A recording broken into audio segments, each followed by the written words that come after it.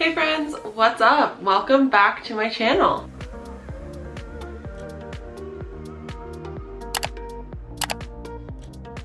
If you are new here, my name is Abby, and I post all kinds of videos related to health and lifestyle. I like to share how I'm living with multiple sclerosis. I like to try all kinds of new products and foods. And lately, I have been putting a lot of emphasis into my whole quarantine weight gain, weight loss journey. If you don't know what I'm talking about, I will link a couple of videos down in the description box below so you can get all caught up. If any of that interests you, definitely make sure you hit the subscribe button and of course the little notification bell there so you don't miss any future videos from me. And you can join me on my journey.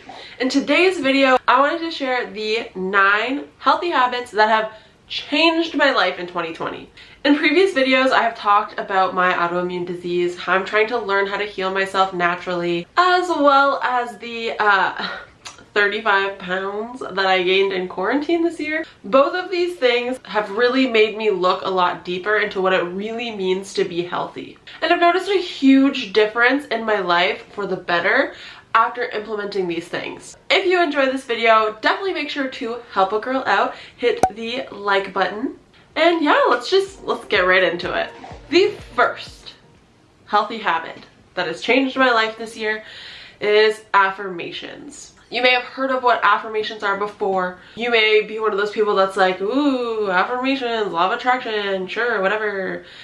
But trust me, they work. First thing I do every single morning, get out of bed, I go into the bathroom, I look myself in the eyes, in the mirror, and I say my affirmations. Good morning, Abby.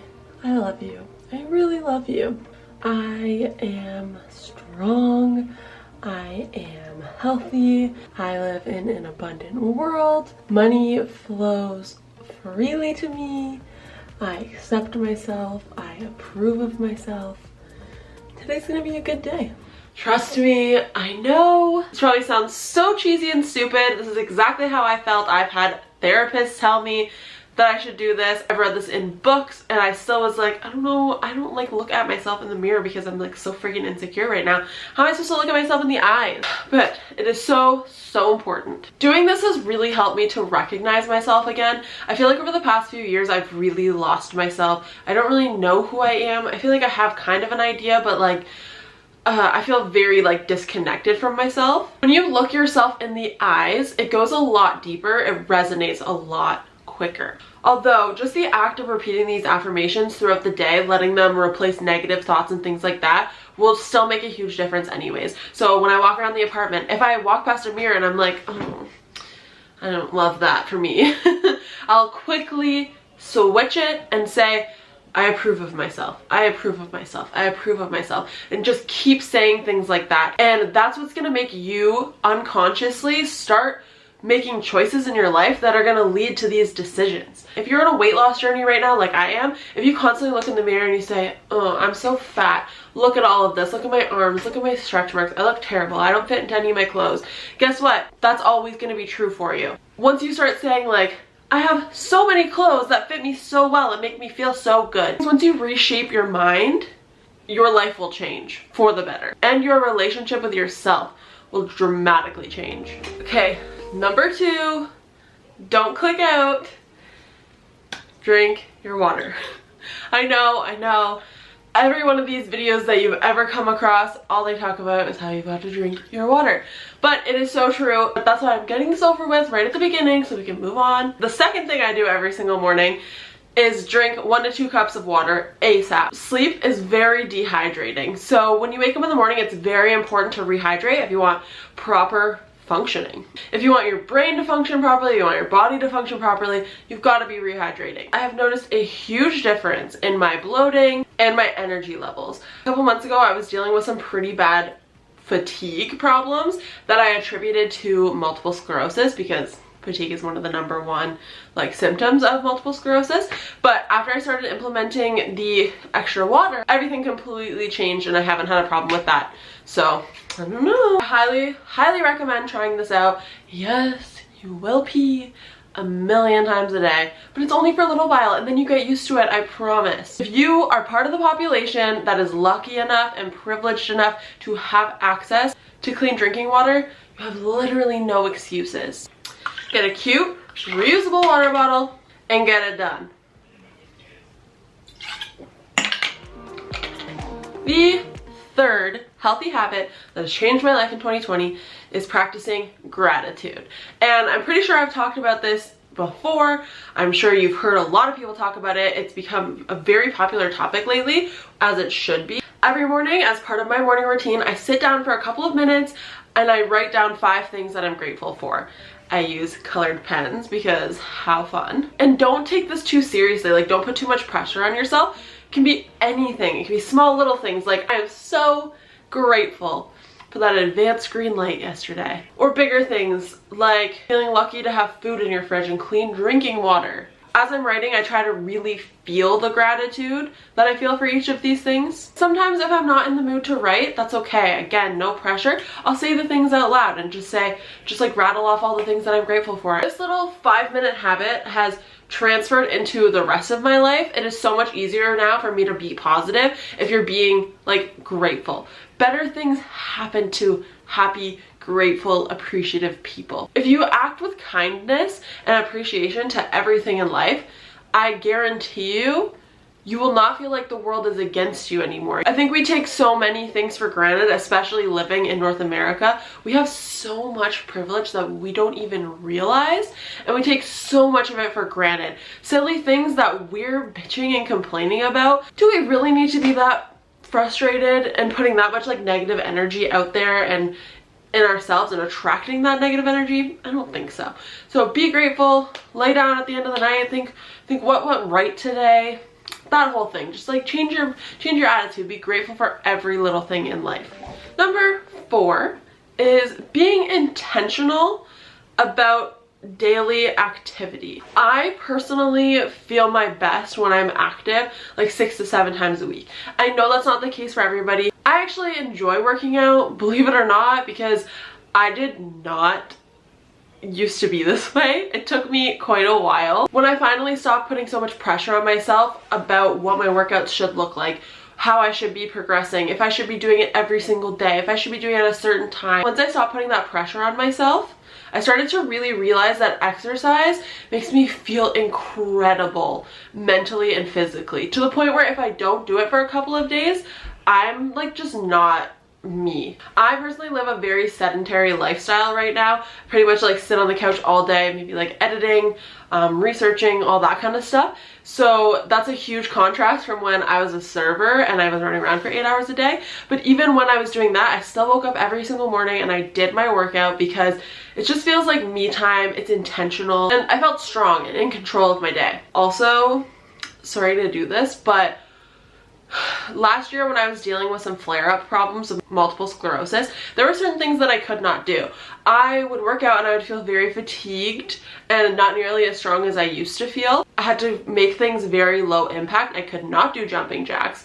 And after that cleared up, I just appreciated exercise so much more and my body so much more because I realized how much of a privilege it really is to exercise. I personally really like to prioritize listening to my body and knowing what feels good. So I do take a rest day, but I also like to kind of just feel it out. If I wake up in the morning and I'm like, I don't feel like it today. Either sometimes I'll end up working out in the afternoon. I do have the luxury of like being at home right now all day, but sometimes that doesn't work for everybody. Or I just won't work out that day. Sometimes maybe like we'll go for a walk, I'll get on the elliptical, I'll just like do some yoga, or sometimes I really like Pilates or banded workouts or dumbbell things. I'm doing a lot of YouTube video workouts right now, stuff like that. So highly recommend move your body every single day. It doesn't have to be a structured workout, but just move. Like remind yourself that you're alive and do something for yourself. Do something for your cardiovascular health.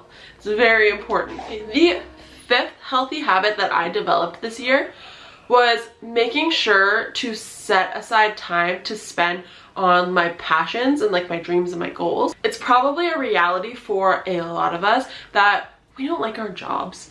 we're working for somebody else, we're working the same hours every single day, doing the same thing every single day, we're miserable. Working for a paycheck, or we're doing something that our parents told us that we should be doing, or society told us that we should be doing. You guys, there are literally health conditions that are linked to hating your job. I've always strongly felt that we were not put on this beautiful planet to be locked up working a minimum of 8 hours a day just to barely survive.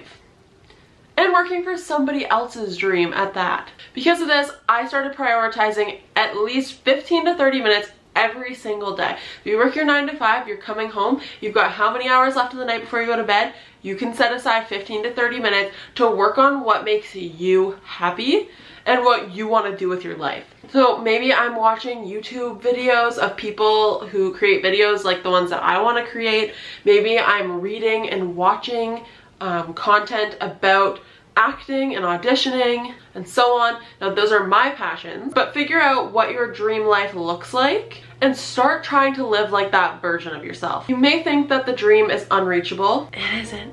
You just have to want it and work for it and not listen to anybody else. That's besides the point. What matters is that you spend time every single day on you and doing what you love. Okay, one of the next things, now we're getting towards the end here, is bone broth and collagen. Now, I drink this little concoction every single night before bed. Bone broth and collagen separately, like on their own, are both known to be full of vitamins and minerals. A lot of people believe that they're great for gut healing, which is something that I'm definitely prioritizing this year. I also just think that it is such an easy way to get in some extra protein at the end of the day, and it is just such a cozy way to end off my day. It fills me up and I just feel like ready for bed, and it's just like so nice and helpful to get a good sleep. I also like to add some ginger and turmeric and some black pepper just to give it a little bit of extra flavor, and of course some more anti-inflammatory properties. I highly recommend trying just something similar to this out. I know a lot of people are vegan, vegetarian, things like that. So find something that works for you.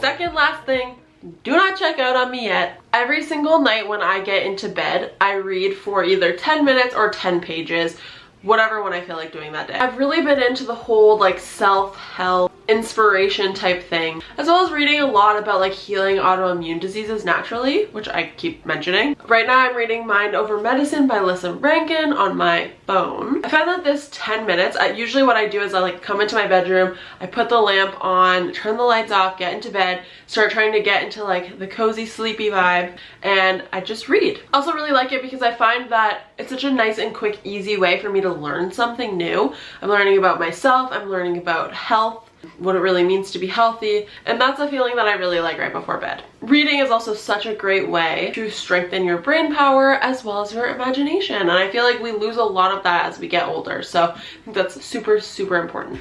All right, finally, the last thing that I do every single day is check off my habits that I accomplished for the day. So I have these two apps that it's called the Habits app and the Rise app. Using these two have made one of the biggest differences because they really help me keep accountable. So I go into the Habits app.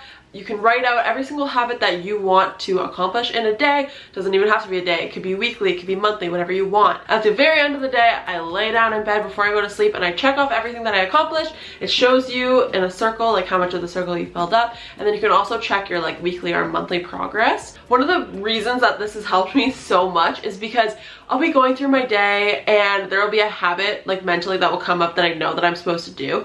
And I say, oh, like, I don't know, I don't really feel like doing that right now. Just sort of like pure laziness. And then I immediately think, oh, but then tonight I'm not gonna be able to check that off my list. And how much do you hate not being able to check things off of your to-do list? So yeah, like I said, it's a really nice way to keep yourself accountable, but also to celebrate the small wins. I think often we forget that like sometimes certain things like brushing your teeth, like getting out of bed in the morning, like drinking your water, things like that. I think that we don't like celebrate that stuff. I really think that we should. It takes a lot to be a human being in this world, and just those little things, I think they really should be celebrated, and celebrating those little things is just gonna keep boosting your self-confidence, showing yourself that you can take care of yourself, you can be a human being, I don't know. Yeah, like if you're having a really bad week, but you look and you realize that this week you did this task, and this task, I guarantee you're gonna feel so much better about yourself, and you're gonna feel like a badass.